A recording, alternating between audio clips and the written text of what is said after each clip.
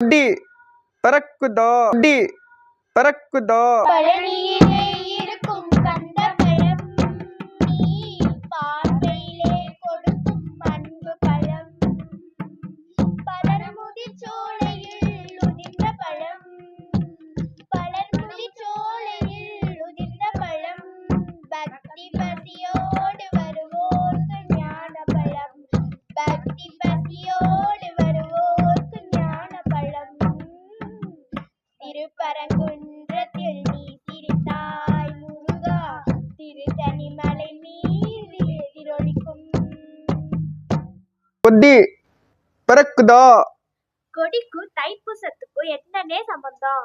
குடியரசு தினத்தப்ப வீடு இருக்கல அதானே? அதில்ல குடியரசு தினத்துக்கும் தைப்பூசத்துக்கும் சம்பந்தம் இருக்குன்னு என் தம்பி சொல்லுவாப்புது. தபேலால 2 வரியா வாச்சிட்டு கோத்து விடுறத பாரு. முதல்ல குடியரசு தினத்துக்கும் சுதந்திர தினத்துக்கும் என்ன வித்தியாசம் சொல்லுங்கப்பா. 2 நாளைக்கு லீவ் விடுவாங்க, சாக்லேட் கொடுப்பாங்க. சுதந்திர தினத்துக்கு கொடியை ஏற்றுவாங்க, குடியரசு தினத்துக்கு கொடி கம்பத்துல இருக்கிற கொடியை பறக்க விடுவாங்க. கொடி பறக்குதோ இப்போ என் தம்பி சொல்லுவாப்புது. எதை மறந்தாலும் என்னை மாட்டி விடுறத மட்டும் மறக்கவே மாட்டாங்க.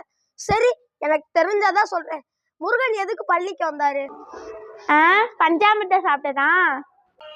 இவ ஒருத்தி முருகனுக்கு ஞானம் இருந்தும் ஞானப்பழம் கிடைக்காததுனால பழனி மலைக்கு வந்து எனக்குன்னு தனி நாடு தனி சட்டம் குடியாட்சி செஞ்சிட்டு இருக்காரு அதானே?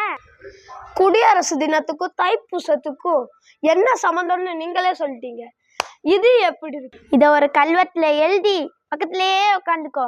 உனக்கு பின்னாடி வர சந்ததிகள் பார்த்து தெரிஞ்சு நடந்துக்கட்டும். கொடி பறக்குதோ தைப்பூசத்துக்கு ரிபப்ளிக் டே இன்ஃபர்மேஷன் சொல்லி பப்ளிக் எக்ஸாம் எழுதுற எல்லாத்துக்குமே வாழ்த்துக்கள்.